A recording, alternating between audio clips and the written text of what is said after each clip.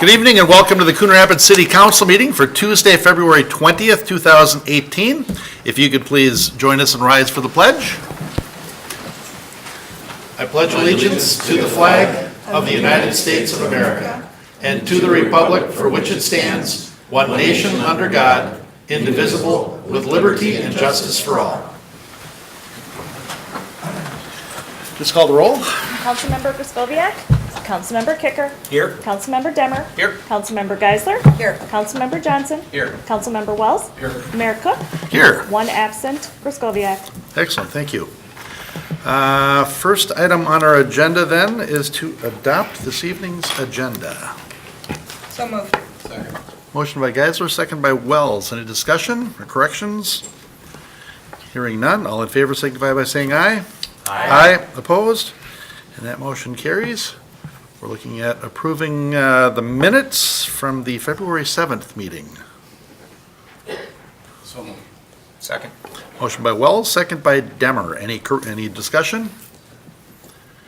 Hearing none, all in favor signify by saying aye. Aye. Opposed? And that motion carries. We have 5 items on our consent agenda this evening.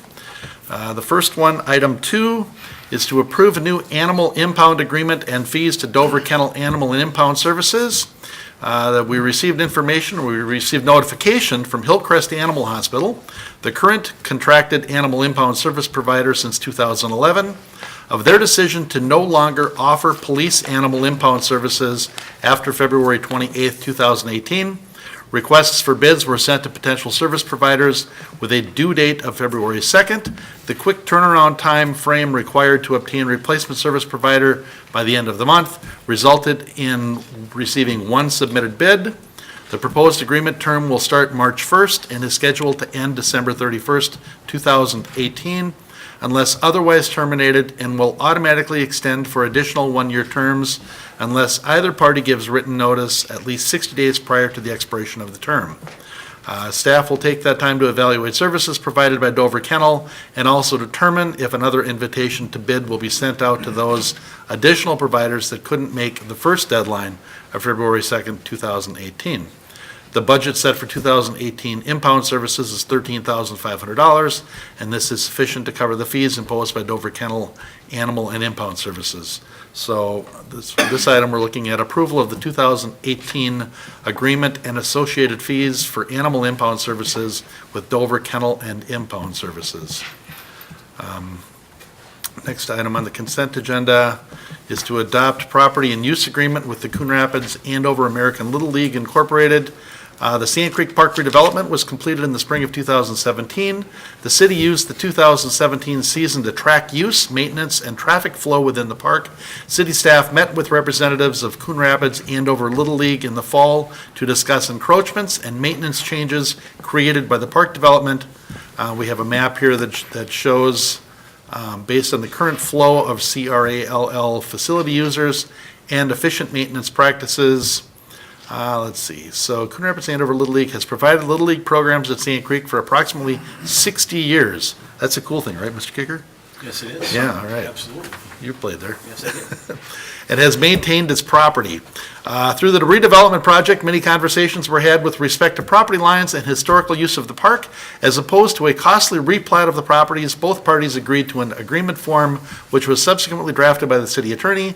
And the agreement will serve as the basis to guide future use and needs within the park and includes specifics on encroachments, maintenance responsibilities, restrooms, parking, garbage collection, and future facility changes or improvements. The initial term of the agreement is 25 years and requires annual review and communication between the parties to ensure continuity and fulfillment of the stated obligations. So item 3 will be to approve the Sand Creek property and use agreement with Coon Rapids Andover American Little League Incorporated. Our next item, which is 4 on the agenda. 25 years. 25 years. Well, they've been here 60 years, you know. These kids are going to be old by the time it's done. The next one is to approve the final payment for Project 16-3 street reconstruction. MSA North Area Vendor ID 100986. The city engineer recommends final payment to CS McCrossin Construction Incorporated for project 16-3 street reconstruction.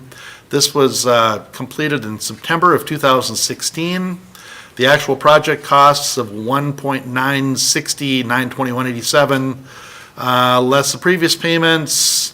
We have an amount due of $108,202.54, and that is $21,877.19 under the final contract amount.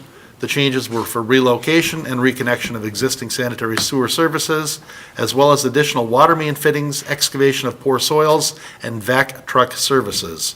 The actual project costs were less than the final contract amount due to less work performed than the actual bid. So with this item, we will be approving a change order and final payment to CS McCrossin Construction Incorporated in the amount of $108,202.54 for project 16-3 street reconstruction. The next item on our consent agenda, item 5, is to receive the 2017 year-end gambling expenditure report.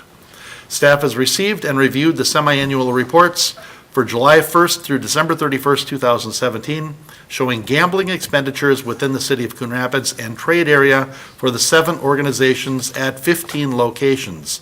The combined net profit this period was reported at $661,497.37, with expenditures within the trade area, which includes the city of Coon Rapids, reported at $407,497.82.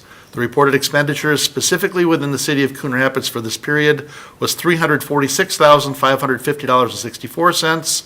All but 2 organizations achieved the 60% expenditure requirement within the trade area for this year. So we're looking at receiving the gambling expenditure report for the second half of 2017. And the last item on our consent agenda is to receive the lawful gambling report and authorize payment to Community Strength Foundation. The city collects 5% of all lawful gambling revenue generated within the city. The city council has agreed to disperse 90% of the charitable gambling revenue the city collects to the Community Strength Foundation. In 2017, the total lawful gambling contributions to the city equaled $57,967.81, making the 90% contribution equal to $52,171.03. The 2017 cumulative fund balance for this account is $33,102.97. In addition to this amount, the cumulative fund balance for the annual Twin City Gateway Visitors Grant is $10,985.10 for a combined total of $44,088.07. As authorized by state statute and directed by council in 2012, these funds may be used for projects deemed appropriate by council. So with this, we will be accepting the 2017 5% lawful gambling payments report and authorize the expenditure of $52,171.03 to the Community Strength Foundation. Your Honor, Councilmember Johnson? I'll move approval, adoption, and acceptance of the 5 items on the consent agenda. Second. Motion by Johnson, second by Wells. You made me go back and count them. Oh, yeah, 5, okay. Items 2 through 6 on the agenda. On the consent agenda, is there any discussion or questions? Hearing none, all in favor signify by saying aye. Aye. Opposed? And the consent agenda is adopted, approved, and whatever that other one was. All right. Item 7, I think we are up to the Mr. Hanson show. I think all these people are here for you. That's my guess. I'm not sure. I think a lot of them are. And I think I told everybody this before the meeting started, but I do have business cards available at the end of the desk right next to Matt Brown over there, as well as white flags if you desire to mark your sprinkler heads. White flags? For what? Waving the white flag.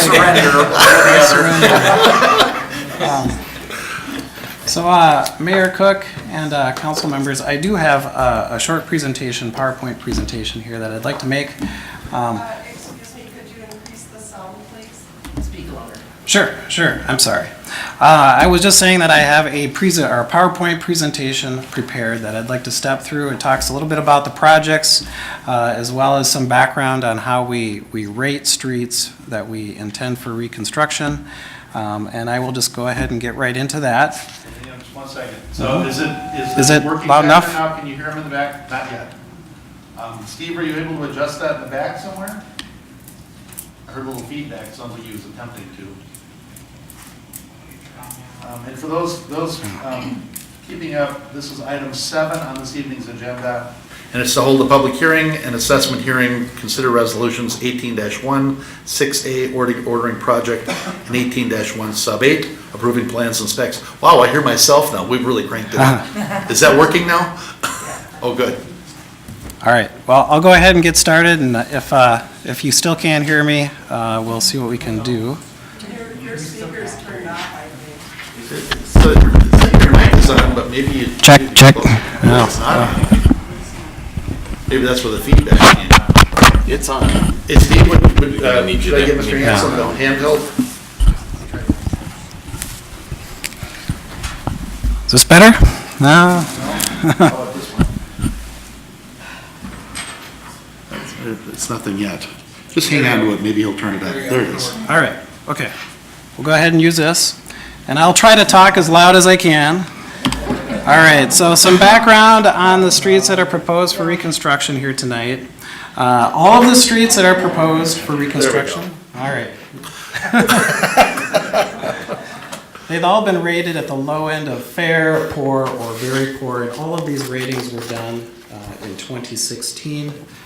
And then all of the streets that we're proposing for street reconstruction in 2018 range from 27 to 50 years old. All right, so I just want to talk about our city process for evaluating the streets that we propose for reconstruction. Every other year, engineering staff reviews the local street system, and we assign pavement condition rankings, and we do that based on street cracking, potholing, seal coat wear, quality of ride. We also look at areas with high levels of street maintenance. So we talk to our streets and our public works crews. We find out where they're spending their most time patching potholes. And then we look at the conditions around concrete tri-sections and any streets that have significant edge milling. So if you'll notice on a lot of the streets that we're looking at for 2018, there is a 2-foot strip of a milled edge. It's an area that it's hard to get good compaction on asphalt pavement. So we'll typically come along, our streets department will come along and they'll mill that up and then they'll repave it. That's a telltale sign that street reconstruction, holistic reconstruction, is on its way within the next 5 years or so if you are starting to see that on your street. So we look at the cracks that form on a street. Typically good streets have longitudinal cracking in that upper left corner. And then streets will progress to a point where you see block cracking primarily around valves and manholes. And then the next step down is when you start to see alligator cracking. So a lot of those small isolated cracks all together. It doesn't take very long at that point to get to crack erosion or potholes. And this is the graphic. I believe it's hard to see up there. I apologize for that, but it's on our city website. It shows what the ratings were when we drove every street and we analyzed all these different facets of the street and what those condition ratings were at the time. We didn't drive every street. Streets that are newer within 20 years, or if they've already been reconstructed, we don't rate those until they get a little bit older. So the project schedules, on January 27 and 24, you would have received a note, an orange postcard. We had open houses. We also did these last October. That was so that property owners could approach the staff, come to City Hall here, and ask detailed questions about the sequence of construction, schedule, things like that. Tonight, we're holding the public hearing. So the council will hold the public hearing and the assessment hearing, and presumably they'll order the project. And then council approves the plans and specs and then orders for the ads for bid. On April 20th, we're looking at receiving ads or bids in the project. So at this point, we don't have a contractor on board to construct the project yet. And then on May 1st, council would adopt the assessments, and that's when you'll be able to pay your assessment the day after that, so May 2nd. And then generally around mid-May, we will send letters telling you when we expect construction to start. It'll have contractor information within there. But mid-May, we will also hold a park meeting, a meeting within one of the local neighborhood parks within your project areas. We'll have the contractor there with us. We can answer questions about schedule, access, impacts to sprinkler system, mailboxes, garbage, everything else that might be on your mind. And then project construction would progress generally between May and October, but specific information will be mailed out and then available on our city website. You'll also be able to sign up for email updates each Friday. We send out, we develop a 1 week look ahead for what's going to happen the upcoming week for construction. It's general, it's not going to tell you exactly what's happening directly in front of your house, and it's subject to change based on weather and contractor scheduling, but we try to do the best we can to give people the most accurate information that we know from our contractors, and you can sign up to get an email every time that's been posted on our website. So the estimated project costs, project 18-1, the total cost is estimated to be $4.4 million, and that's split up.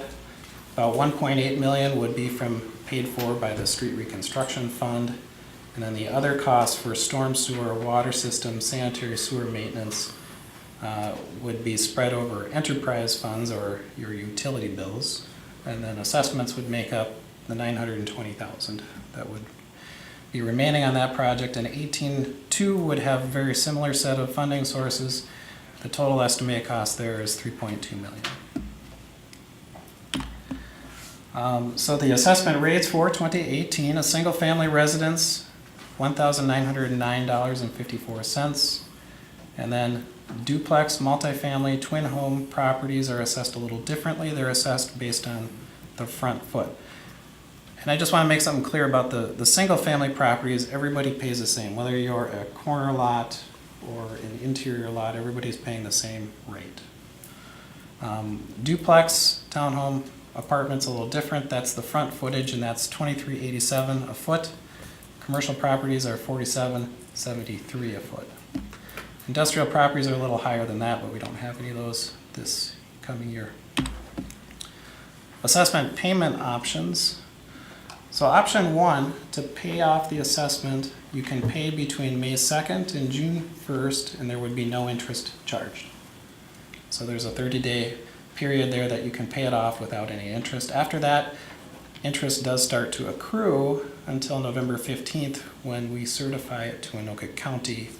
And then if you do nothing, if you choose to do nothing, which is fine, it'll just go on to your property taxes. So it would equate to about another, if you're a single family property, it'd be about another $200 per year onto your property tax bill. And then I just want to make a special note that assessments less than $500 are assessed over a period of 3 years. Most assessments are 10-year periods, but 500 and less is a 3-year period. Mr. Hanson, just 1 second. Sure. Ms. Legg, what is that actual amount? Didn't he say 200 a year? What did you say, Mark? It's approximately $200 a year additional. But it's only a total of $1,900 It's for going to 10 accrue years. some interest over time. So that's why, But So- $200 a year for 10 years would be 2,000. That'd be 2,000 another. it's about $2,000. So it's kind of a rough estimate because of the Oh, added so interest. you're saying if they go to the taxes, it's going to be about $200 or $200 a year. Yes. I'm sorry. That's what I'm trying to say. There was the word extra in there, and I went an extra $200 a year. It sounded like. $200 additional onto your property taxes as a special assessment. Right, I'm sorry, right, okay. Above and beyond your property taxes, another couple $100 a year. Got That's it. correct. Thank you. Yep. And Okay, Ms. Legg. Now, just say, I don't think you said yet what the interest rate was, approximate, I but don't it's think I really have a that. low Yeah, interest it's rate, so like it's in the gonna be 2 real to close to the 3%. original. Yeah. So, That's why if you financed the 1,900 over 10 years, it'd be roughly 200 Yep. plus a year. Right, that's what I would have thought, right, but I heard that word extra in there, and but extra year property taxes, so, never So mind. if I'll be anyone has quiet. any questions about what the amount, the current amount owed is, the city assessing department are the ones to answer that. If you're paying after that 30-day interest-free period. So a lot of people ask, why does the city assess? Why do we assess for these types of projects? And we get a lot of questions about this, and I'm sure that's why some folks are here tonight. So I just wanted to address a few things, a few reasons. Property taxes that you've been paying all along pay for about 50% of the street surface cost. So we're assessing for the street surface improvements, the new asphalt road that you're getting, and the new curb and gutter that you're getting. All the rest of the stuff, the utility work, is all paid for through your utility bills. Special assessments allow the city to raise money without increasing the general property taxes overall on everybody. And we've been doing this since 1994, I believe, when the street reconstruction program began. And special assessments apply to properties that impact the road but are exempt from taxation. So schools, pardon me? Yeah. Special assessments apply to churches and schools that are exempt from taxes but impact the road. So it's another reason. In fact, the city actually, we assess our parks and other things that also impact the road as well. For some reason, Yeah, something just kind of came off again. I apologize. I'm pretty sure it's not you. That sounds a little better. Okay. There you go. All right, so everyone wonders, how does Coon Rapids assessments rate or compare to cities that are next to us or nearby us? So we called around to everybody around us, and I just wanted to show this is kind of where Coon Rapids lines up. We're at the lowest end of the range of assessments that other cities charge or levy for these types of improvements. Notification forms. I wanted to put this in the presentation because we will be shutting off the water from time to time, regardless. In most all of the streets, you're going to experience a water shut off at some point. So these the pink tags are put on your door, your front door, 24 hours in advance of a planned shut off. And the water would be shut off between 9 and 4. Shouldn't be any other time outside that range. Commercial properties are given a 48-hour notice. But as part of these projects, we will be replacing some segments of water main as well as valves and hydrants throughout the street systems. So we'll have to shut off the water in advance of that work. And it'll come through the notice will come through the pink tag. And then the tag on the right, or the handout on the right, will inform you of situations where access to your driveway might be impacted. If we have to replace, or when we are replacing the curb and gutter, or an apron at the end of your driveway, or when we're removing the curb and gutter, we'll let you know 24 hours in advance. And it would come through the form of a handout that looks like the one on the right. People can learn more about the street reconstruction process, as well as the questions that a lot of people have about what's going to happen, through some new videos that we have on our website. So we have the one on the left talks about the frequently asked questions, how do I get my mail, how does garbage collection take place, and then the one on the right kind of just steps through the process from start to finish. So I'd encourage anyone to go online and check those out. So the first project, street reconstruction project 18-1, we are proposing to reconstruct 4.7 miles of city streets. That consists of Cottonwood Street south of 101st Avenue, then progressing north from 102nd Lane east of Foley Boulevard up to 106th Avenue.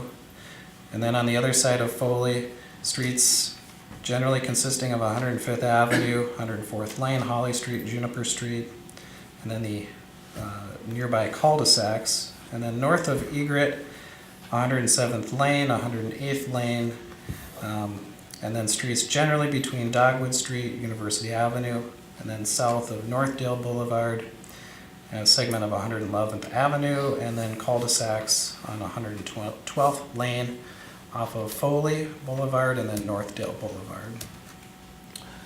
The work is going to include resurfacing of the road. We're going to replace nearly all of the curb and gutter, repair storm and sanitary manholes, the water main on 103rd Avenue as well as 104th Avenue between Dogwood and then Foley Boulevard is planned to be replaced. And then there's a sewer pipe on 103rd Avenue that we've had some issues with over the years.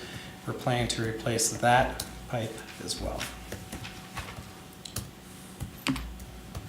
So I had, prior to the meeting, I made copies of the written objections that we've gotten so far from property owners. The only written objection that I'm aware of at this point was from 10670 Goldenrod Street, and I see the property owner is here tonight. That lot 10670, it's a lot that's currently being used for gardening purposes. It's a platted lot. We think it's buildable, although maybe it might not be very cost effective to build. It's still a platted lot that in the past has paid street and sewer and water assessments. So it fits the criteria of our policy to be assessed at the current rate. We've talked to the homeowner a couple times about possible options of postponing it until such time that it develops. If it never develops, then in theory it would never be assessed. We've done that in the past too, for different properties. And I guess beyond that, if the property owner wants to come up, I guess what I'll do is I'll turn it over to the council to hold the public hearing, and then if the property owner wants to talk at that point, or if anybody else does, that'll be the opportunity.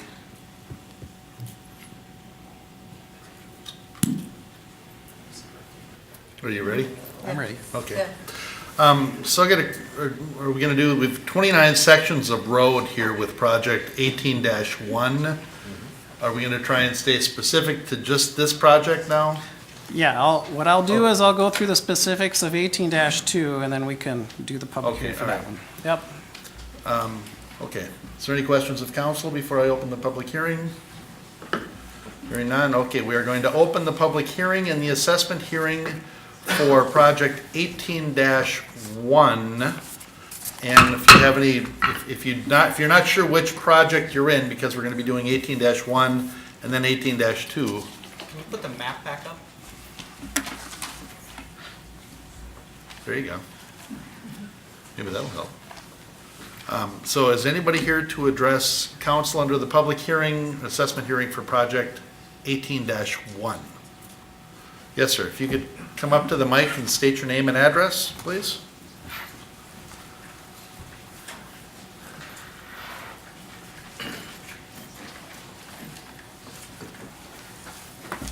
William Bromley, And the address, sir? 230 104th Avenue Northwest. Okay.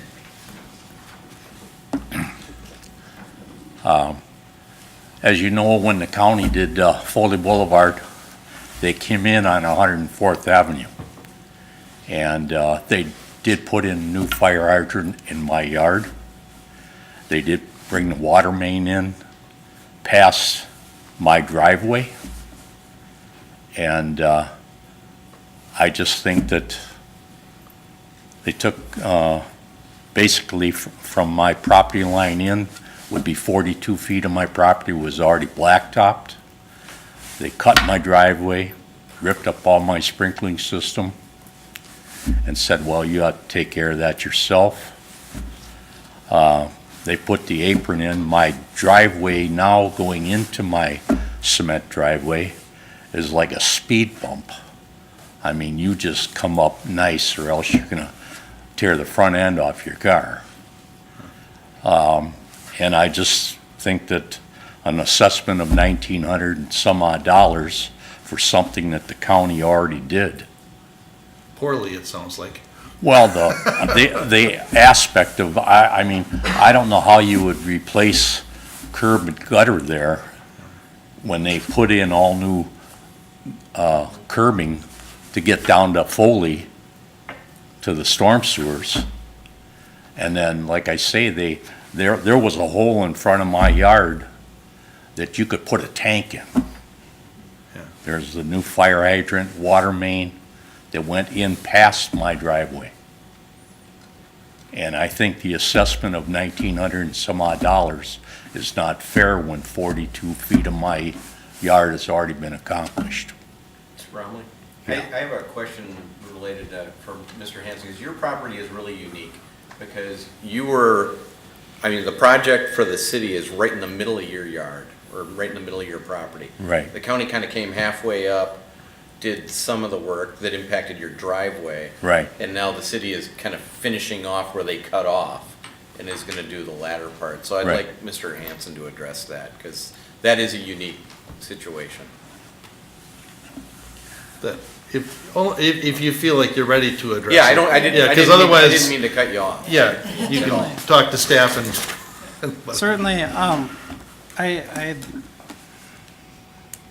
I've met with the property owner and Yeah. working, but we met last fall to talk about the concerns, and I get it from a city staff perspective. Looking back in our history, when we have done projects in exact similar situations, we have assessed those residents. So we have situations along Hanson Boulevard, north of Main Street, where the county had redone Hanson, and we came in 2015, and same exact situation, and those people were assessed. And I'm certain, I could look back in the records, it's happened a number of other instances as well. So the only situations where we haven't assessed people is when the improvements have gone across the entire width of their property under a county project scenario. But people that have half of it have still fit into that process of being assessed for the entire amount. That ain't right. Thank you.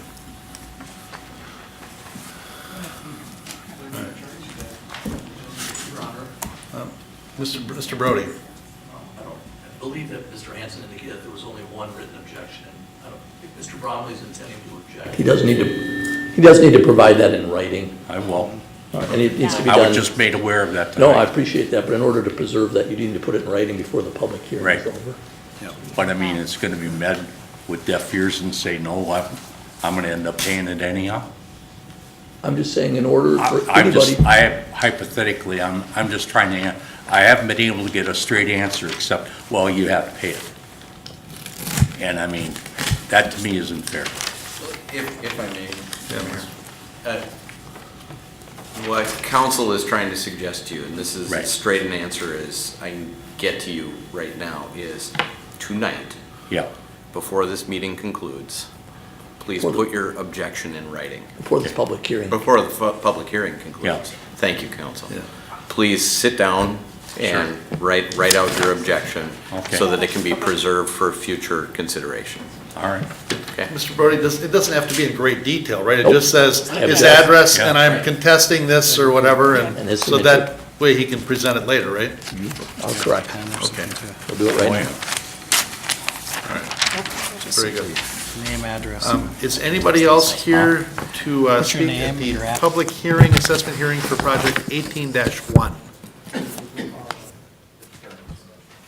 for the time. Yep, thank you, sir. Thank you, Mr. Brown. Okay. Can we just assume that it'll fit within this since there's nobody else here to talk? No, there's more. Oh, 18-1? Yeah, there's Oh, 108th Avenue? Is that it? Yep. is 108th Avenue part of this Yep, project? Yeah. it is. Yeah, please come up to the mic then.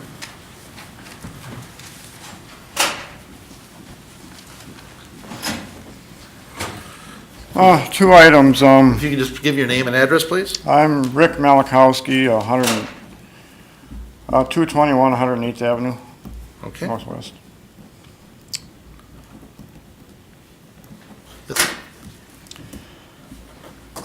Two items. First off, we kind of got sticker shock Our taxes went up over $200, plus the school system wanted more money, and then we get hit with the assessment. Most of us are retired on that block, so it's quite a chunk for us to swallow. Next, I have a question. If the contractor comes in under bid, would we get a break on that? I didn't think so. No, no. And that's all I have. I just wanted to comment on that. Okay. Ms. Lake, we have, seniors are eligible to defer this. Don't we have a program so that if seniors don't want to pay the assessment, it can stay against the property and accrue interest until such time as the property is sold or something? Is that a deal? Mayor and Council, that's correct. There is a senior citizen deferral, and I'm pretty sure we alluded to it in the letter that's sent out to everybody, so they've got the statutory information. The one thing about that I will just point out is that interest continues to accrue, and it does add up. Interest rates are really low at this point, but there is actually an extra rate on that. It's not just the interest, but there's actually an interest on the payment. So it does add up. So when people sell their property, or they pass away, then it becomes due, and sometimes when they're selling their property, it becomes a big chunk. So we don't encourage it, but it's certainly available. Yeah. I mean, if it comes down to where they really can't afford this, though, that's a good option to allow it to roll in. Correct. To be paid later with interest. And when the schools come and ask for more money, we don't have any idea how much more everything else is going up. Yeah, yeah. Well, that would be a different meeting, but we appreciate that. I appreciate that. So. All right, thank you, sir. Anybody else for 18 to, yes, sir. You could come up to the mic and give us your name and address.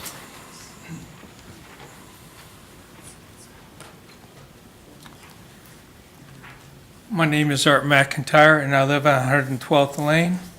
And I do not know if this is an appropriate question or a construction question, so I will ask. I was told by a neighbor that when they do construction, that everyone that lives in our cul-de-sac will have to park on 111th Street while they're doing it.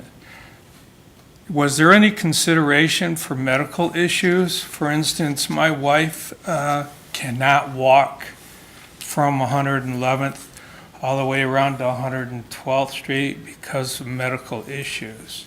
I just want to know if those two, if you could address those two. Absolutely. Thank you. Thank you. Mr. Hanson?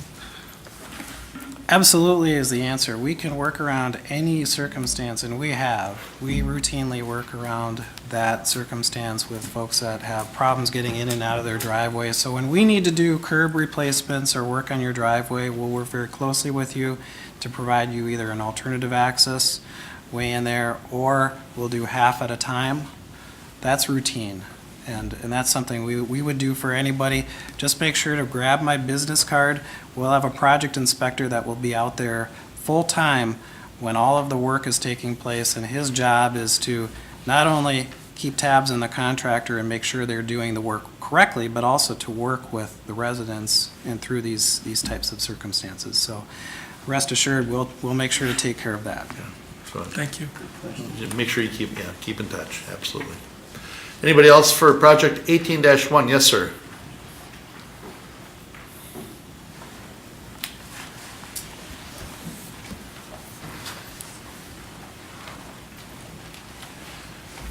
Richard Gunderson, 207 104th Lane. I'm ignorant about how councils work, so I presume that assessments take place over decades and the funding is planned. So my question is, how come this amount wasn't planned? I mean, we pay property taxes. Right. And those taxes, I assume, eventually planned for projects that are known to be upcoming. So Was this not planned? Was the amount larger than expected? I'm just understanding the reason why there's an assessment. Yeah. And how come it wasn't planned into the budget prior in the years past? And this is not really this is just I'm an ignorant person question. That's really kind of what I'm saying here. It's a great question, and it's really difficult to just say, because we've always done it that way, but that's, yeah, it's a very fair question. But this is how communities have always broken this down. Mr. Stemmel, you got a good answer for this? Because I don't really know, other than we've always done it and everybody else does it in some fashion. Yeah. Mayor, Council, so cities take a somewhat varying approach to how they do these special assessments. As Mr. Hansen showed earlier, most cities assess some portion of the project, the theory being there's a direct benefit to the property, therefore that benefit is sort of assessed to the property. There are cities in the metro area that assess 100% of the cost to the property owner. There are some cities that assess zero, but build it all into property taxes. I think, so the sort of retort that, well, we've always done it this way, is sort of true in the sense that it's really hard to change your assessment policy once you've started it, because we've had decades now of homeowners who have been assessed under these rules, and if we were to change it to all property taxes or to a 100% assessment, it sort of changes the playing field and isn't, I guess, fair then to those who came before. Right, so at the end of the day, what we're really trying to do is know that, yes, there's a overall public element to the street, and that's what the property taxes are paying for. Then there's also this direct benefit to the specific property owner that's getting the improvement, and that's sort of the theory of it. I mean, at the end of the day, we have to have the money one way or the other. The city chose in 1994 to take this approach and has been consistent since then. It's kind of, is the money going to come out of your right pocket or your left pocket? Yeah. And just for a point of clarification, the 1994 policy that set it out this way, that is resulting in the 1,900 or so amount assessed to single-family owners, is that a matter of policy or is it a matter of ordinance? Do you know offhand? Mayor, Council, I'm sure that is a policy, Right. not an ordinance. Right. I did want to add one more thing too that Mark initially said, is remember when we are assessing, we can hit all the properties, all the nonprofits and the churches that may not be paying taxes. Oh, yeah. So if we didn't do it that way, the taxpayers would actually end up paying more because some of those places don't pay taxes. And then the So- follow-up kind of question is that it is contemplated in advance as we're laying out the policies for what streets we're going to reconstruct. It's contemplated that there will be kind of a cost sharing under the policy, and that the city will be paying a significant portion of it that came out of the general levy, which is what you described before. There is other funds that we then say, as Mr. Semwell described, the homeowners should pay kind of on a per lot basis because there's a direct benefit for them. So it is contemplated in advance, but it's a policy consideration rather than do we have enough money in the budget kind of thing, and what do we need to budget for next year? Councilmember Demmer, did you say? Yeah, so this is certainly something that before I was on the council, I didn't know much about either, so I totally understand. And the logic that it goes through is tough when you see the big bill. And so this is as much for people at home as for people in the audience. But if you look at the roads that you're replacing, they're 30 to 50 years old, and you haven't been paying the extra taxes that whole time while all the other streets in the city have been repaired. Those people have been getting assessed. So like in my neighborhood, you didn't pay the extra taxes when the streets got assessed 4 or 5 years ago, and so that's where, as the manager was saying, it is hard then all of a sudden if we were to say, okay, next year there's no assessment because all those people are still paying off their assessment from a few years ago, and so it's a treadmill that once you're on, it's really hard to get off. The thing that makes me feel a little better about it is that we're kind of at a 50-50 when a lot of other communities is a lot worse. The challenge is if you don't know it's coming, you don't save money for it. And so this is where for people at home, if you see your roads in rough shape, assume an assessment's coming in the next couple of years and act like you're going to pay these taxes over a 30-year time period.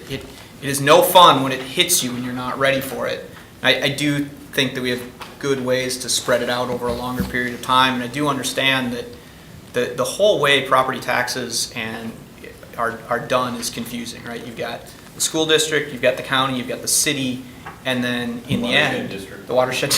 In the end, we hardly control how much your house goes up or down, because it goes up or down based on this crazy formula involving the market value of your house compared to the market value of other places. And so we can keep the levy exactly the same, and one person's house goes up $200 and another's goes down $200, and we have no control at the individual level. But when the roads need replacing, we gotta replace them. And it's, you pay over 10 years for a road that lasts 30 years, but if you happen to be at the house when the road gets assessed, you pay the whole thing. And I totally understand it's a weird system. The hard part is last year when we were assessing, a different group of people were in here saying the same thing. And so we don't have a smooth way off that treadmill, other than to say we as Coon Rapids citizens pay a lot less in assessments. The other year we did a road where one side of the, we assessed the whole road. It was a border between Coon Rapids and Andover. People on the Coon Rapids side paid half what the people on the Andover side paid for the same road. That's the best silver lining I can get you. Mr. Mayor, just to kind of follow in on that, I'm in this assessment too. So I'm paying this assessment too, like other people who are impacted by it, and I had to have that sit down with my wife to talk about, are we gonna do the $1,900 up front, or are we gonna do the $200 on the bill annually, which I did the math on it. It comes out to be about 55 cents a day, so I'm probably gonna let it roll onto my property taxes and pay it every year. But this impacts all of us, and there are other council members that have been here on other years that have been hit with assessments on their streets. The mayor got it last year, I think it was, and Jenny Geisler got it last year. Yeah, you got 2 last year because you had 2 properties. On the same, a couple of streets away. So we're definitely not unempathetic and have had to ask the same question that you're asking about how it works. The only change for maybe some of us is my wife looked at me and said, can't you do something about this? And the answer was, no dear, I cannot do anything about this. So thank you for your All right, question. thank you for the explanation. That's a great question. Can I It is. ask something on this? Sure, can you come up to the mic, please? Yeah, if it's working.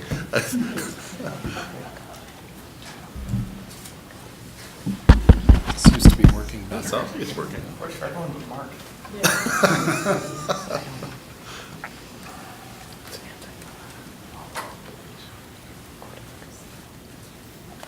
My name is Helen Jelinek, and I live in Project 18-2, but this conversation applies to why we were taking objection to being assessed.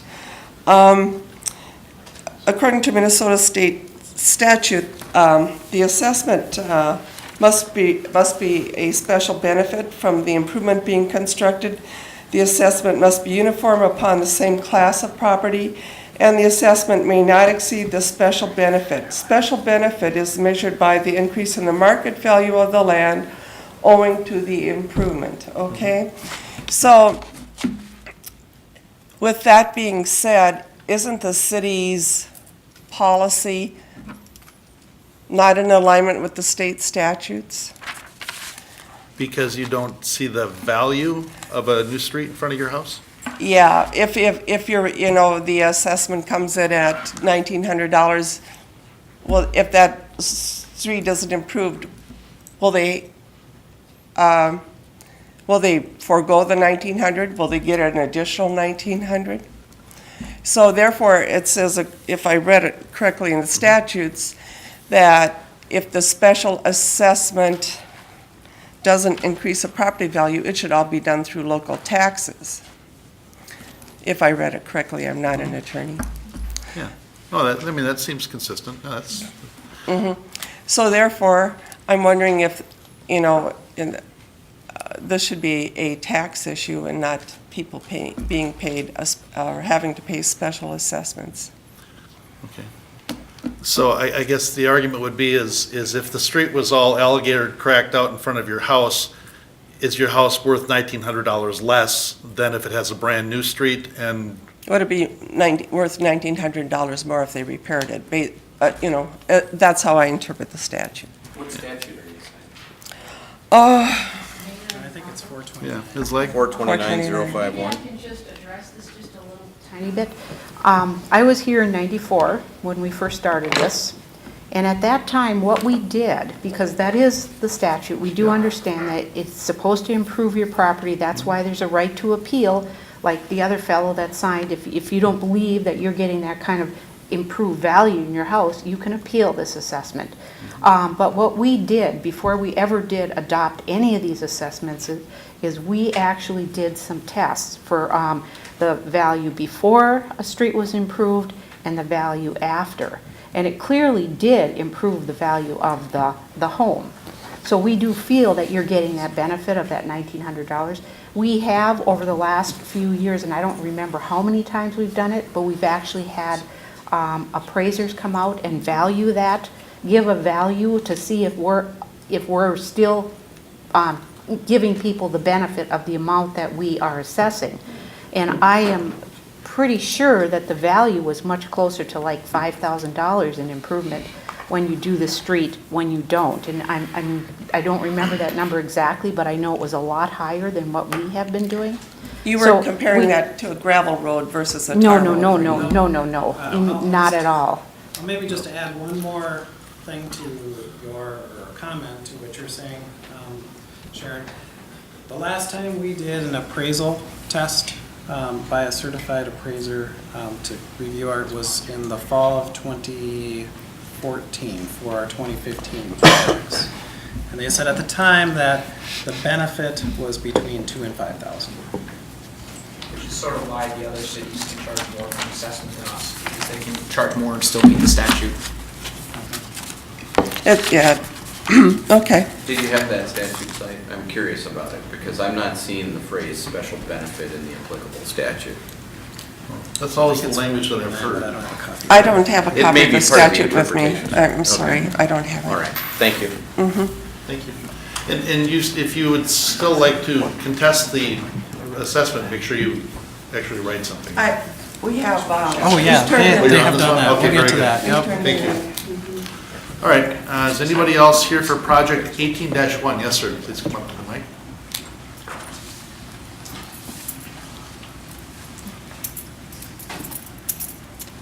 Hi. My name's John Hall. I live on 106th. I'm sorry, what was your name again, sir? John Hall. John Hall? Yep. And then when they go in there and they replace the apron, the cement apron down there, mine is 20 feet. And judging by code, you can go up to 24. Can I change that? That's the guy you need. That's the guy you need to talk to right there. Make friends with him. Yep. You've got my business card. I watched so- my neighbor go from a single driveway to a double driveway. So, when it comes to driveway widths, we're not, even if you have a driveway that's wider than 24, we're not gonna reduce it down to 24, okay? We're just gonna put back what is there today.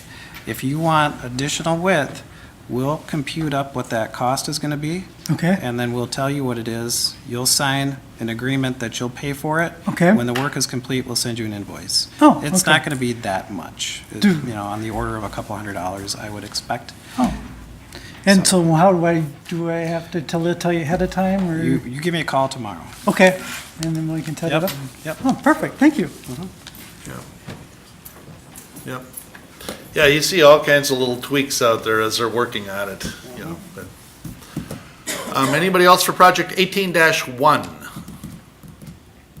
Anybody else here for project 18-1 for the public hearing, assessment hearing? Did Mr. Bromley get his written thing in? Please hand it in.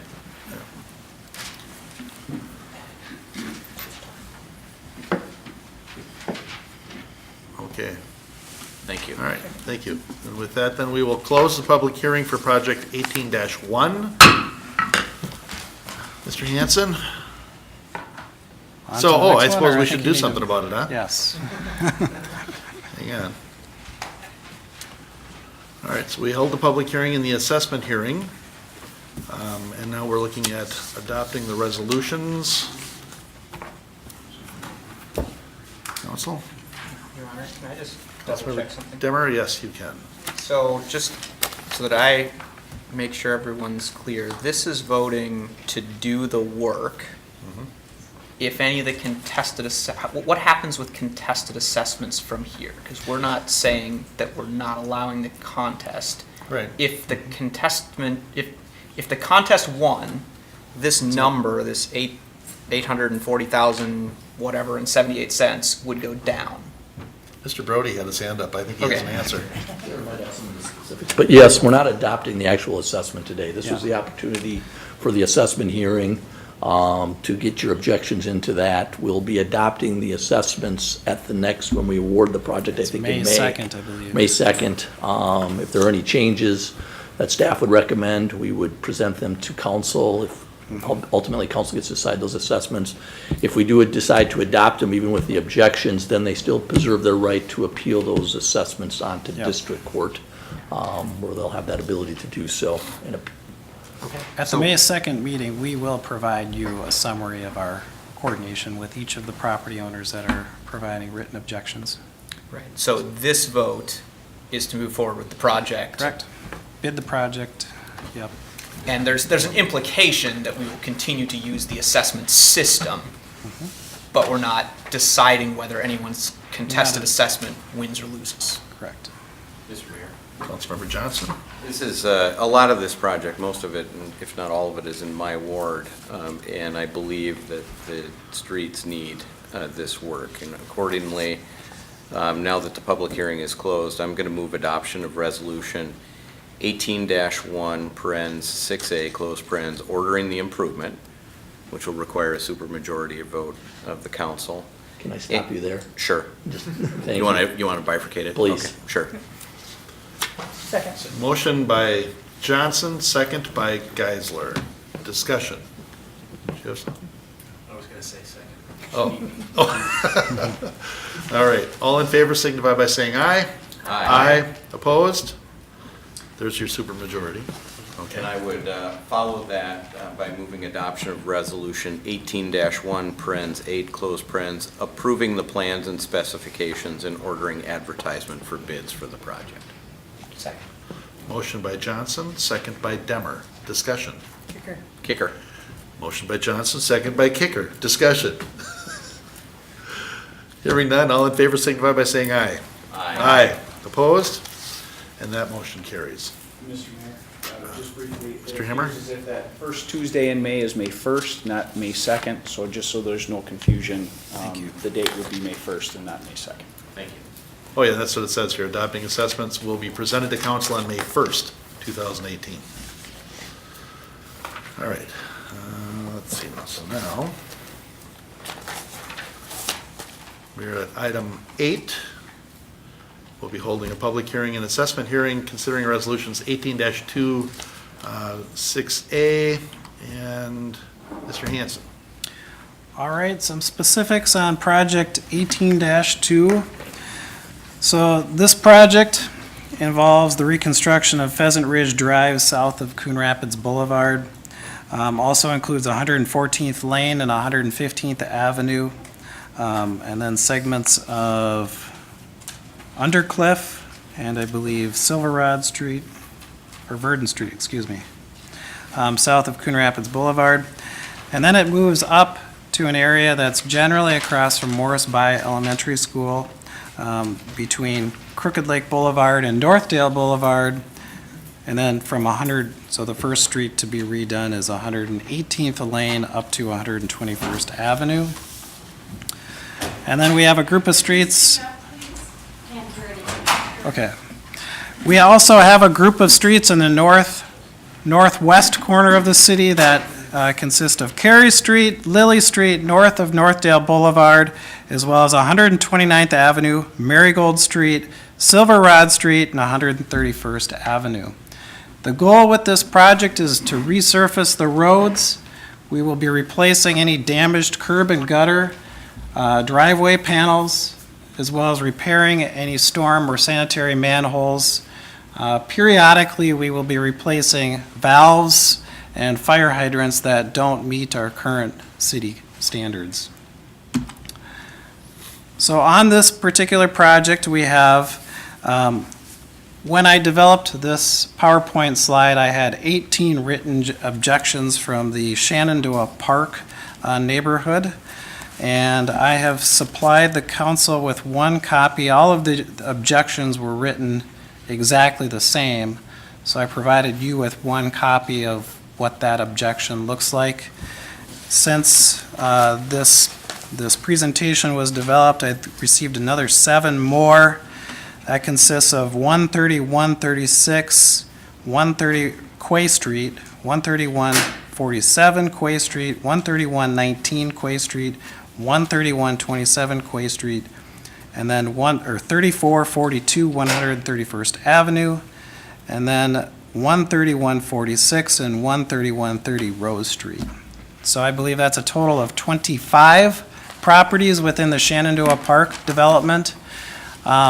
This is a development that has a private street system, but it's adjacent to the public street of Silverrod Street.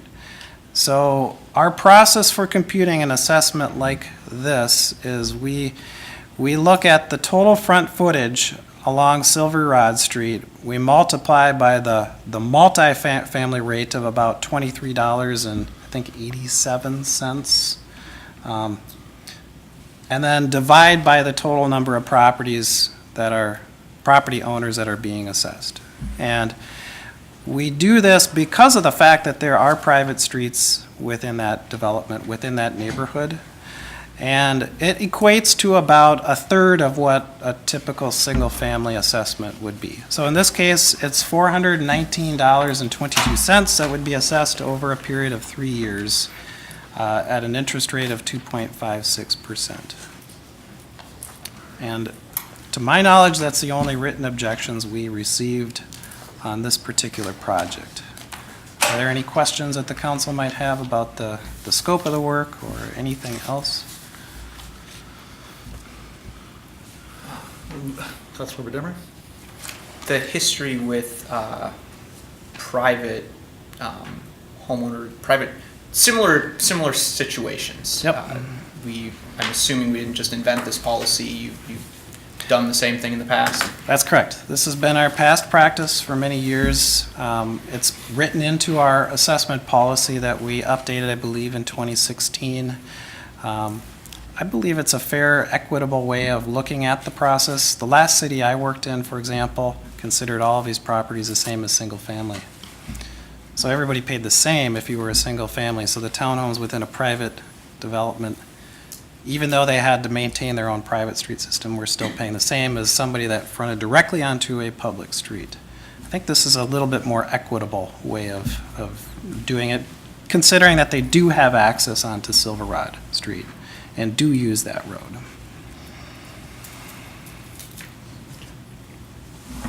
Any other questions from council? Councilmember Wells? I'm just curious about, I think it was 131st Lane, that was to be redone. How would that be assessed? So there's a couple of other associations, developments that are being assessed for that one, using the same computation method. So we're redoing that one from Round Lake Boulevard to Silverrod Street. So it's the two different associations based on basically front footage of 131st and then multiplied by the multifamily rate divided by the number of properties. So the association that is within the southwest corner of Silverrod Street and 131st, because we're doing both of those streets, we count the entire front footage. Because they have access on both of those streets, they get assessed for that entire front footage. So their assessment's going to be more than anyone else around there, that group of homeowners, property owners.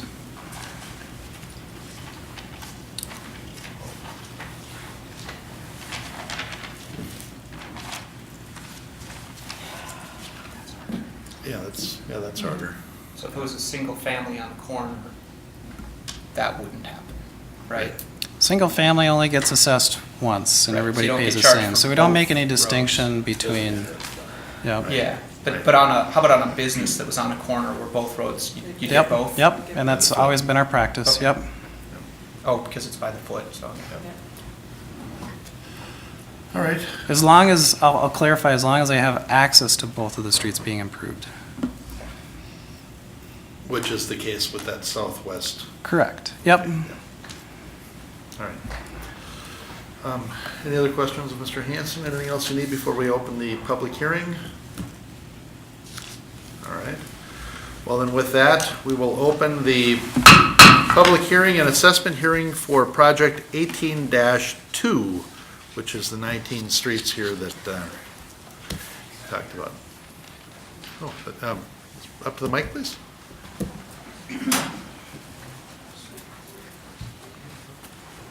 Yes, sir. Stan Dotza, 3038 121st Avenue, Northwest. My question is, when you come off of Crooked Lake Boulevard onto 121st Avenue, maybe the first block of that street is an older development with the old style curbs, and that street up there is pretty rough. But then as you head west on 121st, that development, I think, went in 87, 88. We were one of the first families in there. And that street, down where I live, it really, to me, seems like it's in pretty good shape. So I don't know if they're just thinking as long as they're bringing the equipment in on the other end, that they'll just keep going and redo our street, because the street we live on is probably closer to 27 years old than 50 years old. So I mean, the quality of the street in front of our houses down in that area, that development, I think is in a lot better shape than when you first turn in on 121st. Yeah. And so I don't really see what's the reason for tearing up the street that we live, that section. So the street came in on 119th Avenue and used to end at 119th Lane. And then they built, there was one house on what used to be 119th, then it became Jonquil when all the rest of the homes were built there. And then those streets went in like 88, 89. 88, yeah. Yep. Yeah, we used to be federal cartridge land. Yeah. Yep. I used to own that end house. So I remember when all that went in, but. Sure. So Mr. Hanson, now, this would be one where you're doing this because all of the streets going in need to be done, so you're trying to get them all on the same schedule. Isn't that kind of a deal, or are they all? The resident makes a good point. However, correct, it would be impossible for us to come back in 5, even 10 years and not destroy the streets that we're going to do this year. So from time to time, we do group ancillary streets in, and assessment rates do go up every year. So I think it's better for the folks that live on that newer portion of the development area to get it done with the rest of the streets that are already being redone. So same case could be said on 105th and 106th Avenue south of Egret between Dogwood and University. Those streets are kind of a somewhat better shape, if you will, but we need to finish off the rest of the streets in that area, and we need to be able to get in there and not destroy the other new streets that we've been or are currently working on replacing. So it's somewhat of an access issue, certainly, to be able to do it right now. Sometimes it's just about sequencing. Yeah. I don't think we got your answer, Stan. I mean, I think No, that. it's like replacing an appliance before you need to. And then if you live long enough, then you can have the road done another time. Yeah. If you stay in the same spot. Well, it's a nice neighborhood, and I hope you stay there that long.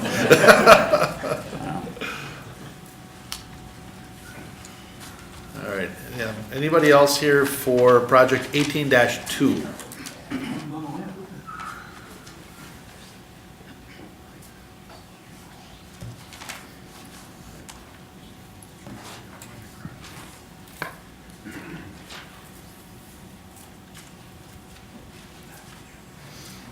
My name is Helen Jelinek again, and I live on Quay Street in Project 18-2. And we are, we've received, or or I've received 25 signatures from the 32 residents that live in Shenandoah Park, Section 1. And we were talking about how we have a through street, even though it says private road. We maintain that road all winter long, we plow it, and it's open to the public to go through as need be, you know, as they see fit, even though it is posted private road. We pay for the upgrade of the streets, we pay for the plowing and all maintenance.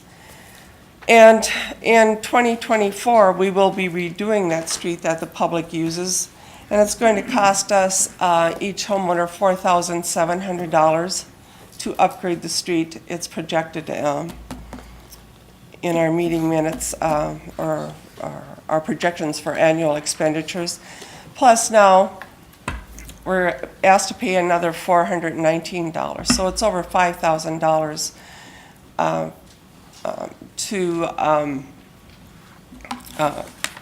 that we're responsible for maintaining roads within our community, which is higher than the $1,900 that the other individuals within the community are paying for their roads. And again, I question, as with the state statute that we all discussed earlier, does the special assessment of $5,000 is it going to increase my property value $5,000? Even though the maintenance is part of our own debt, you know what I'm saying, within the development, but we're paying special assessments outside our development. Right, but those are assessments through your association. We only meet, we have to meet that threshold of the $420 improvement. But I'm just talking about it as a annual expense, or not an annual expense, our personal expenses. So I'm going to read through my major bullet points here that are on the objection list and not through the whole letter, okay? The assessment may not exceed, therefore the Shenandoah Park homeowners assert that the pending assessment for street reconstruction project 18-2 should not apply to the Shenandoah Park homeowners for the following reasons.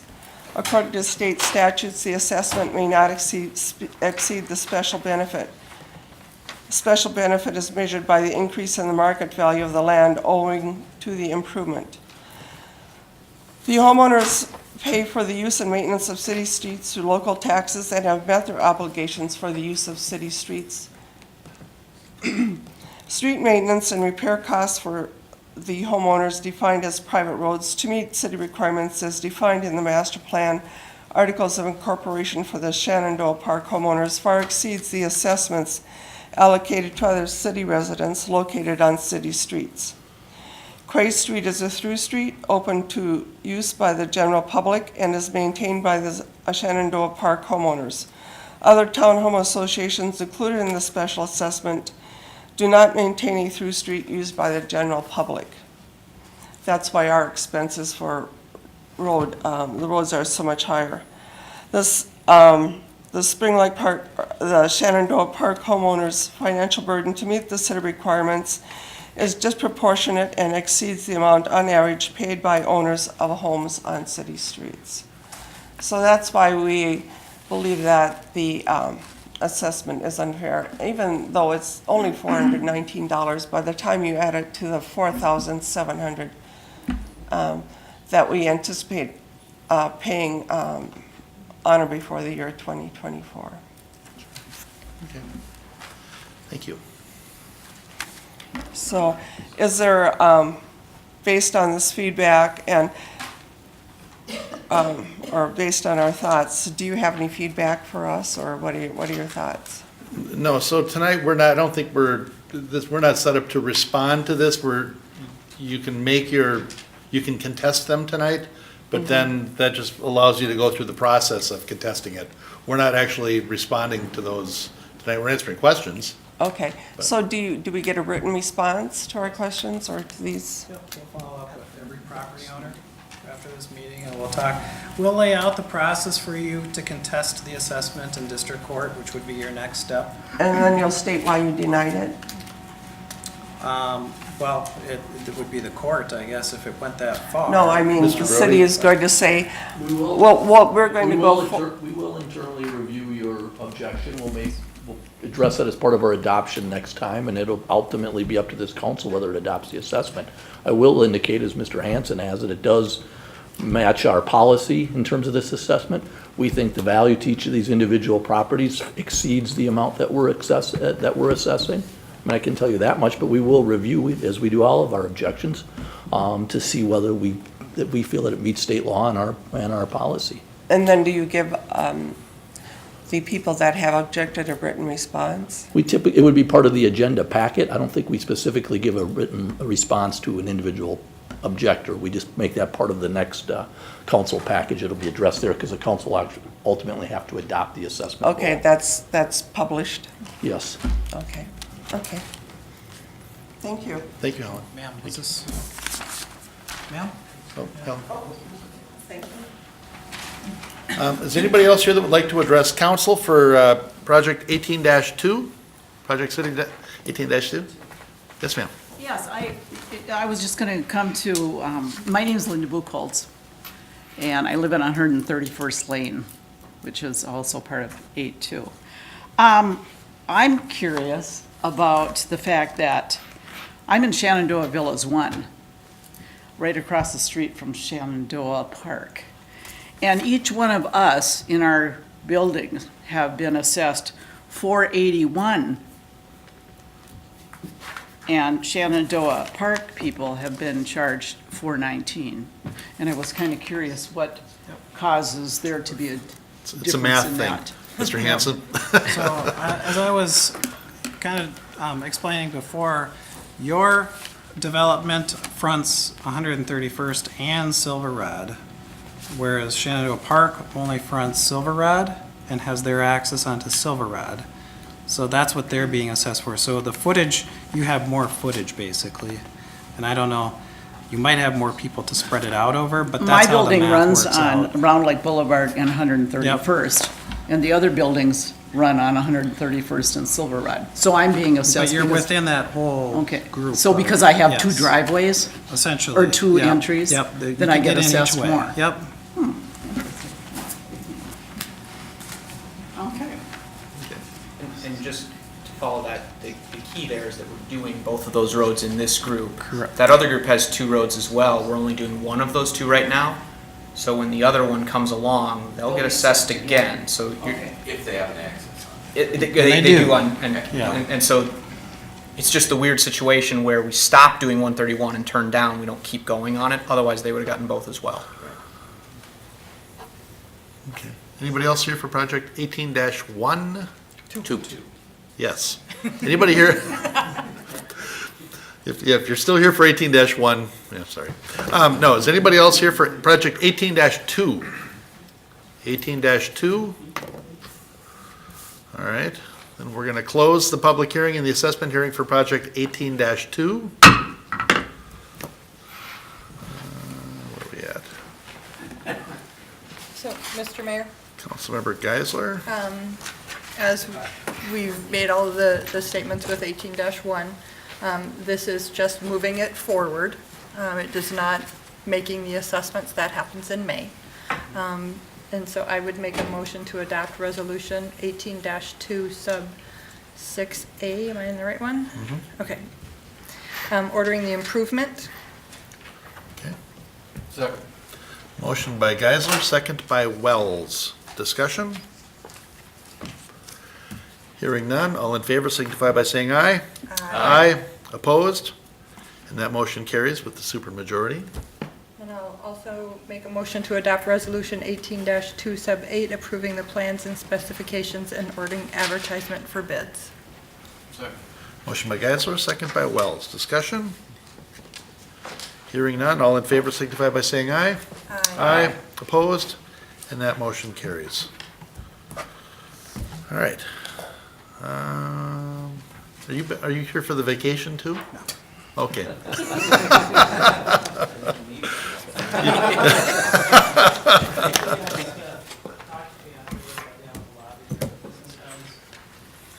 Yep, this is all about communication. Make sure you follow whatever they post. Talk to Mr. Hanson with any special needs, and it'll go real well. We are on item 9. Items 9 and 10 are both street vacations in the same development. Do we need separate public hearings on those? We do, unfortunately. Okay, no, and that's fine. Short. The unnamed street public hearing.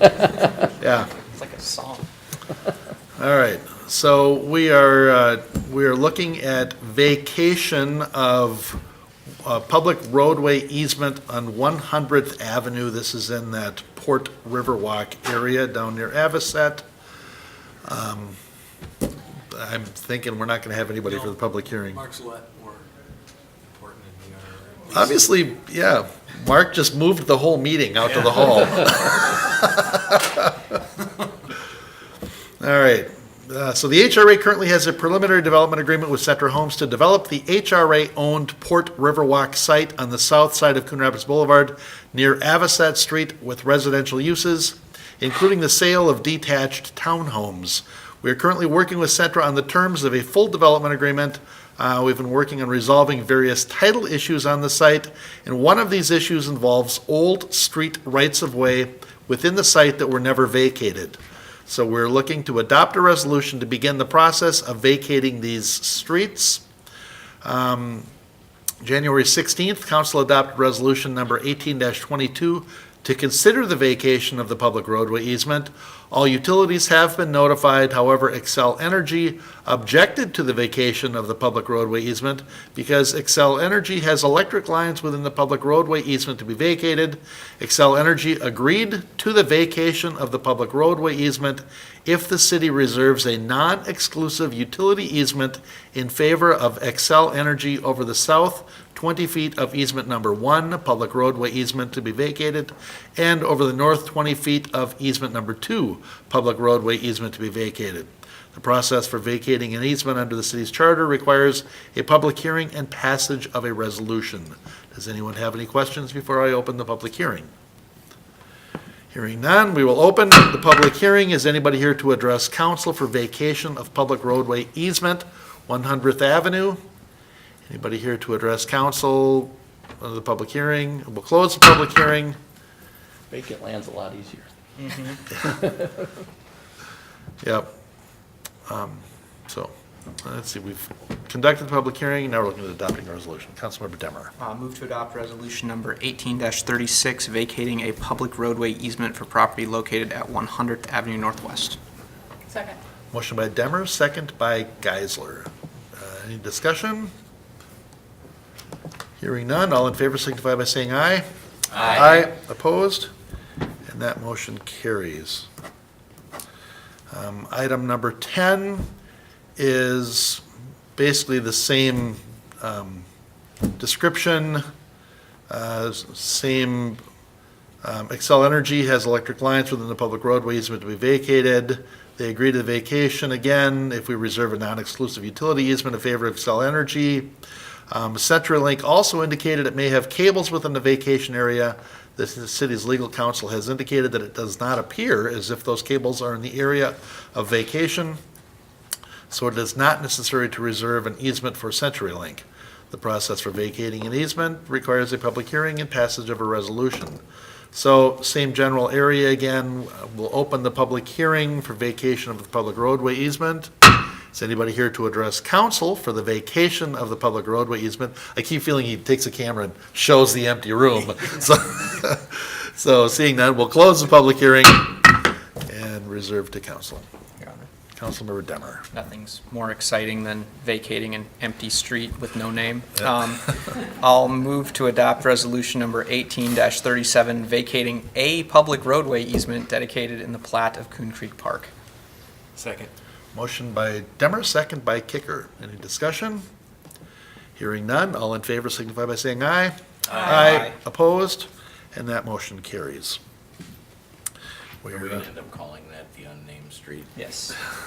The street with no name. The street with no name. All right. The streets have no name. We're going to have a complete song lyric here before we get out of here. Item number 11, under new business, consider adopting resolution 18-5 sub 8 approving plans and specifications and ordering advertisement for bids for the annual street maintenance program. Mr. Himmer, would you like to lay this out, or do you want me to read your detailed description? Mr. Mayor, members of the council, this is a continuation of our annual maintenance program where we do seal coating, crack sealing, fog sealing, in concert with several other cities in the northwest area. I guess we'll just call it the north area. We've got plenty of cities involved. The city is one piece of that. We administer this project through us. It's a joint powers agreement that has multiple steps. This is step 1 to get out for bid. Then there's a process timeline for each of the member communities to review their bids, determine whether they want to do all or portions of the project. Then we arrive at what the final contract is before we come back and award it to you. So this just kicks it off, allows us to move forward and secure these bids. As it relates to the city of Coon Rapids, there are I think we're talking about 21 miles of seal coating to be accomplished. We're going to be handling the Bunker Hills Golf Course, access road, parking lots, several of our lift stations and city wells, and some trail segments in various parts of the city. So there's multiple budgets affected by this, all of which were included in the 2018 project. And I guess with that, I can stand for questions if you have any. Mr. Himmer, it seems like the cul-de-sacs, the low traffic area, like the pump houses and things, those are all the fog coating, right? Yes, Mr. Mayor, we've learned over the years that you put the chip seals down in the cul-de-sacs, and kind of parking lots are the ones that tear that up, all the turning movements. And so we've decided this year we're going to try doing the bulbs just with the fog sealing, and there's one cul-de-sac we intend to try the whole thing on. But that just takes longer to dry. And so the reason we selected the one we did is because there are no properties that directly access that. It's kind of a drive-through roadway, so we can just close that roadway maybe for a day, still allow access. So we're going to try something on one cul-de-sac just to try this out. But right now, yes, we're only talking about those bubbles being fog sealed to try to eliminate some of the concerns we've seen in the past. Okay. And I don't want to second guess the engineers, but my question was, I was looking at Bunker Hills, and we're proposing to do the 4,000 square yard area of the road leading in with the chips, but then the 20,000 square yards of the parking lots with the fog sealing. And I was just wondering, is that because one is better than the other? Is one more expensive than the other? Or why wouldn't we just fog seal the whole thing just to be done with it? Mr. Mayor, the biggest issue with that is to fog seal that roadway going in, you'd have to eliminate all traffic off of that roadway for several days. And so you basically shut down the golf course in order to accomplish that. So by doing the chip seal, you can drive over that right away, and then we'll jump around within the parking lot. So we'll allow access to one area while we fog seal. After that's complete, we'll move parking into there, and then we'll do another area, and so on and so forth. It's going to be hard to imagine what days of the summer you can do that without shutting it down anyway. I mean, those parking lots are all just full in the summer, but. And working with Mr. Anderson is, he'll say, yeah, you can close it down for this 2-hour period on this one day on a Thursday, and that's not going to work. So he's going to have to be flexible. We're going to have to be flexible. This is the best outcome we can get to keep that business operating. Okay, thank you. Mr. Mayor? Councilmember Geisler? I'll make a motion to adopt Resolution 18-578, approving plans and specifications and ordering advertisement for bids for the 2018 street maintenance program. Second. Motion by Geisler, second by Kicker. Any discussion? Hearing none, all in favor signify by saying aye. Aye. Aye. Opposed? And that motion carries. Do they consider that in the bids then, that they're going to have to do with that so piecemeal and they're going to have to come back all those times? Mr. Mayor, that's included in the specifications. Okay. So we were very detailed in what they needed to do. All right. I shouldn't even have guessed. I mean, I shouldn't even have questioned it. All right. Item 12 on our agenda this evening is to consider design services agreement for Lions Coon Creek Park improvements, project 18-10. Mr. Himmer. Yes, Mr. Mayor, members of the council, this item was in front of you in work session about 2 weeks ago. That's the culmination of the public input process. This is the last park within the park bond referendum from 2013. So you approved the concept plan, we're going into design, obviously there's still some tweaks. Can we pull it a little closer off? Is that center area gonna have a trail through it? Is that a water feature? Working with the watershed district and trying to see if we can get a pedestrian tunnel underneath Hanson as part of it. So there are still some tweaks that need to happen, but we want to move forward into design so we can get this ready for bid this winter and move into construction next year. As things change with design, we'll certainly come back. We're working with the Lions Group as well. We're exploring some grant options for that playground and kind of looking at that building space as well and how to improve those bathrooms and keep things as close to what they are today, but kind of changing some access to the water and such. So the concept it's attached here, that's the basis for the design. As more happens over the next several months, we'll be sharing that information with you as well. All right, thank you. Council? No question. Councilmember Kicker? So does this get publicized again? I mean, do the residents, will there be anything else for them to review, or, you know, are there going to be any other meetings regarding the design of Lions Park? Councilmember Kicker, we typically don't go out into that arena. You know, it'll be at the Summer in the City. We'll probably have something in the newsletter that it's moving into design. We'll continue to meet with the Lions and work with them on some of the issues. And if you recall some of the drainage issues from last year, there were some storm sewer items that kind of connect to some of the neighborhood to the north that we'll be following up with them as part of this as well. But as far as additional public input, that will not be occurring. But anybody's welcome to call myself if they have any questions or if they just want updates. I know on past projects, I've received several phone calls just looking for updates, and the concept is kind of that pretty picture of what it's going to look like, and it's generally going to look like that. Things will get mushed, and, you know, what color is the bench going to be, and is the picnic table going to seat 6 people versus 8 people? All of those details get worked out and designed, but those don't go out to share. Okay. Councilmember Demmer? How final do you think the parking lot is? Because I think you're going to hear it if the parking lot doesn't move a little farther away from the houses. As I mentioned, Councilmember Demmer, at the work session, we did move it from approximately 20 to 25 feet to about 50 feet now. I heard loud and clear, I certainly know. One of the considerations we're looking at is just massing the parking lot kind of the way it was and moving that water feature or that stormwater element further to the north. And I know that'll probably lead to, well, now I got a mosquito thing in my backyard instead. So it's kind of a balancing act. I want to maintain at least 50 feet. I think 50 feet and then supplementing some trees with some screening is a good trade-off, and it still gets us that access. I'm working with Ryan right now on what a good number is for parking. You know, what size shelters are we going to use? How much usage do we have aside from those shelters? And just trying to find a good parking lot number and go towards that, not just filling a space with parking. We have like 48 parks in town, right? So we have other examples of parking lots close to home, so we can kind of see how, if there's been issues other places. Granted, this one's a busier one than most of them, but. All right. Yeah. They're on the street next to houses in most neighborhoods, but, Yeah. you know. A lot of them have parking. Yeah. All right. Somebody want to make a motion here? All right. Who's going to make it? I'm the dedicated motion guy. Excellent. All right. Councilmember Demmer. Let's see.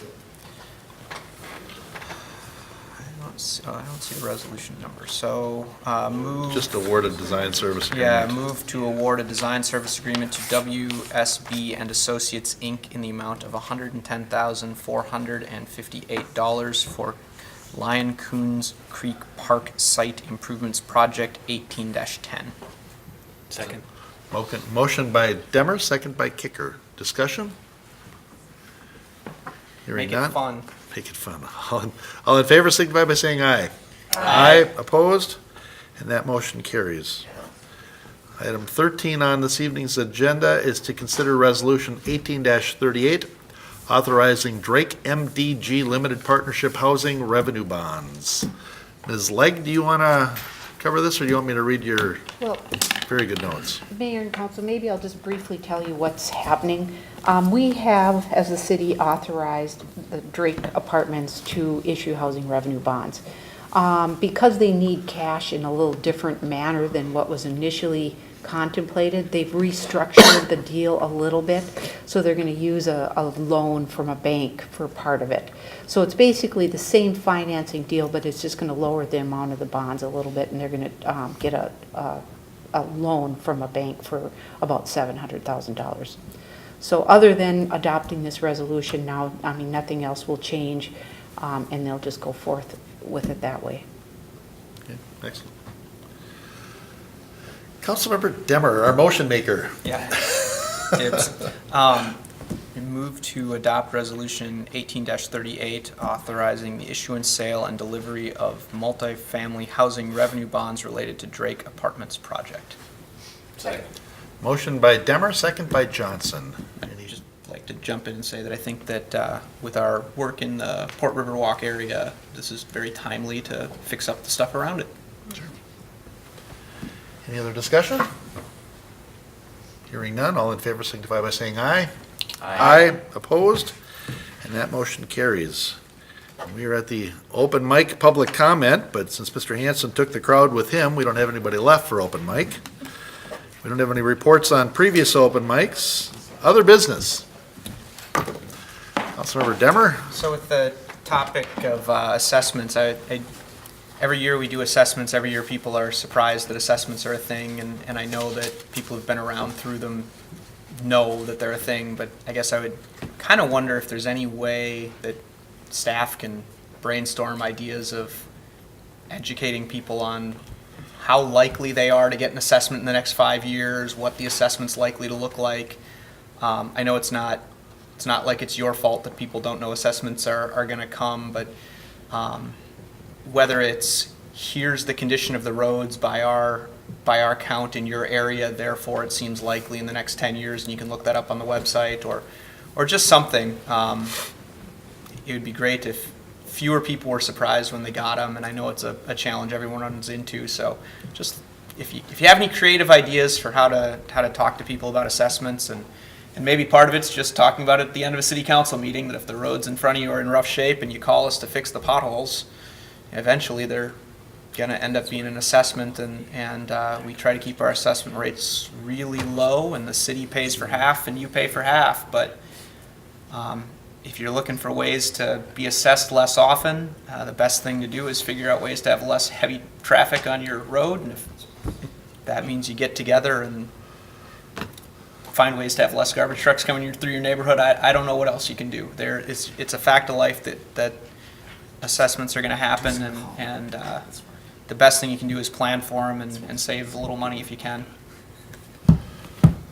I think the best thing is it just rolls into taxes. It just happens. Yeah, it just changes your tax rate during the time you're on it, and then it comes off again. So you kind of have to keep putting a little money in the piggy bank when you're off it, because it'll come back. As we were discussing it though, and I mentioned it briefly in passing with one of the people who had come up, but it ends up being, if you roll it into the taxes, it ends up being about 55 cents a day, in that kind of ballpark. So when it's averaged out, and that's over a 10-year period of time. Right. So, it's a significant amount of money. There's no doubt about it. It's a lot smaller portion than all of the neighboring cities would expect.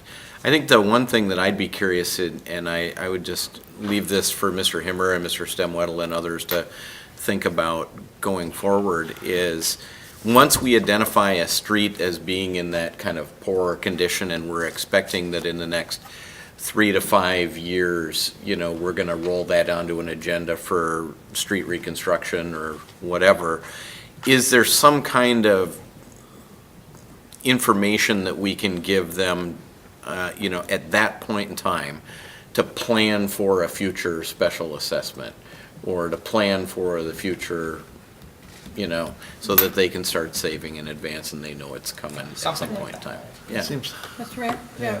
To me, even with our summer in the city meetings, right? We can put up our street reconstruction of what we're doing. Maybe we need a board of, here is how our city streets are rated right now. And so here are the ones that are rated in the poor that aren't on the plan yet. If you live on one of those, we could have a conversation at that point and just start to be a little bit more,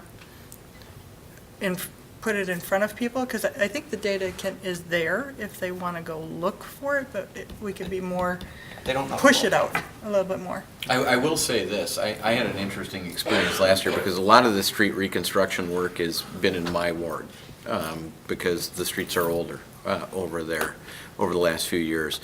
I get a fair number of contacts from people, whether they see me in person or they send me an email or whatever, about the special assessments that they get before the street is redone.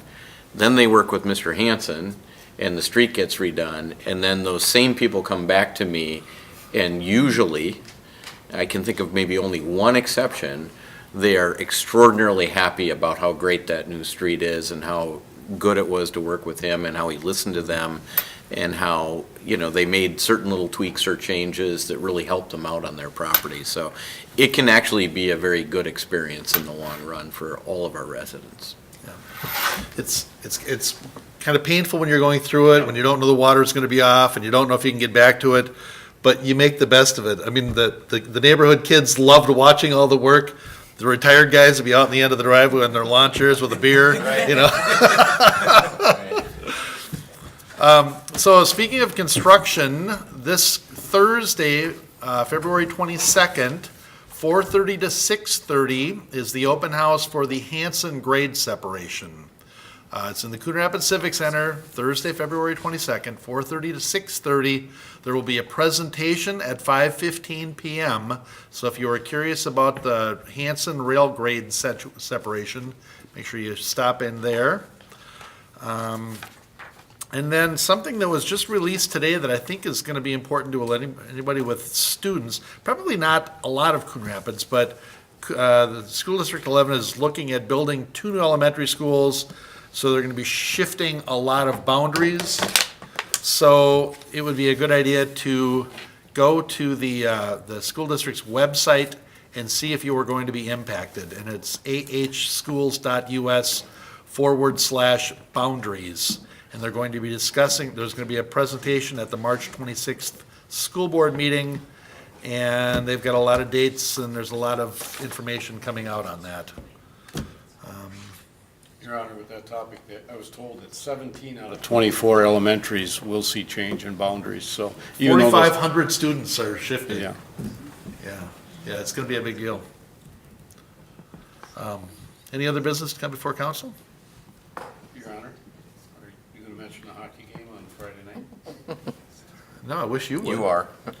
I would if I knew the details, but I don't. Oh, it's the first playoff, isn't it? The first playoff game. No, it's the, Which isn't, the NHL alumni game Friday night. Oh, is it still Guns N' Hoses? Is that what it is?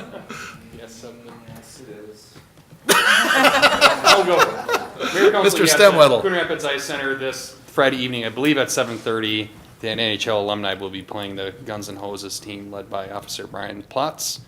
And I believe you can purchase tickets right at the door, and it ends up being a fundraiser for HeartSafe, I believe. HeartSafe? Yes. All right. For something. We're selling tickets at 5:30, but I didn't know what time the event actually started. Yeah, I was thinking it might be 6:30. Okay, yeah, double check that. All right. Is there any other business to come before council while I'm looking this up? Oh, no, I think you might be right. I've got it later in the day. 7:15, I've got it in my calendar, so maybe it's a 7:30 start then. Yeah, I don't know. Friday night, Ice Center, should be a lot of fun. It's a cool game. I've been to it. Yep. Mr. Stemwedel. Since we're on the topic of hockey. Hockey. Minnesota Blue Ox have their first playoff series this weekend, also at the Coon Rapids Ice Center. It's a best-of-3 series. First game is Saturday the 24th at 7:30. Second game is Sunday at 1:30 p.m. and if needed on Monday evening at 3 p.m. So go and check them out. Yeah, that should be a lot of fun. Those guys had a good season. Hopefully they'll go deep into the playoffs. All right. Any other business to come before council? Motion to adjourn. Second. Motion by Geisler, second by Demmer to adjourn. All in favor, signify by saying aye. Aye. We're adjourned.